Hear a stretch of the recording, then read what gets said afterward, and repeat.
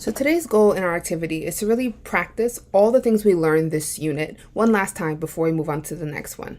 Most of these will be review from exactly what we did the day we learned it originally. For example, I'm going to zoom in here. We start off with transformation tools, which we know are located here on the side. The rotate tool, the shear tool, the scale, reflect.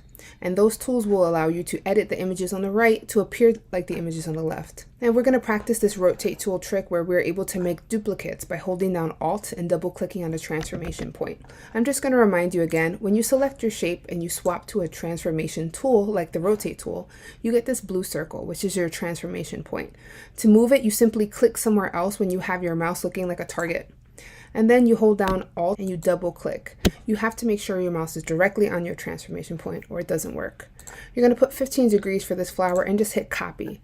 And the great thing about Illustrator is if we hit Control D, we can repeat the last transformation. The second section really has to do with the transformation menu, putting in specific values. So each one of these tells you kind of the transformation you're doing, right? This one says move, so you're going to activate your pumpkin, go up to your transformation menu and hit move and add those numbers. So a lot of it is kind of set up for you. The second artboard you see here, I broke it up so it wouldn't be as long, has to do with the second part of the unit, which is the puppet warp tool to start off with.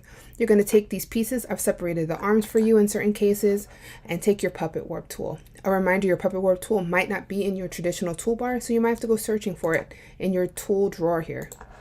Now, once you've manipulated the images on the right to look like the left, you're going to make one character yourself. And just like usual, I kind of showed you how I made the characters with basic shapes. But sometimes you need a little bit more than just a basic shape. So I'm going to zoom into the feet of this little alien guy. And you'll see that he kind of has like a square, but it's not exactly a square. So a reminder, when you take a square or rectangle, you often have to go to your direct selection tool and pull points apart to get non-traditional shapes. And that's just going to be a quick guide to make this a little easier for you. Once you've colored it with your own colors, you're going to make 3 copies, just like you did the first time, and just move parts of the hands and the legs to make the character look animated. The last section has to do with all the effects menus we learned. We're going to start off with our stylized effects, matching up here with the specific components of the image, then the distort and transform to create a really pretty bouquet of flowers. The last section is the last tool we learned in this unit, which is the blend tool. You're going to blend these things with the specific blend options. A reminder, to change the settings for your blend tool, you simply double click on the actual tool in the toolbar. When you get to the last section, it's really about putting all your blend tool stuff together. So you're going to create a pretty blue sky, a sun using the blend tool, and then you can take the elements I gave you for a park and arrange a beautiful park here. If you happen to finish early, I'd like to challenge you to create some of your own unique characters or elements to add to your park.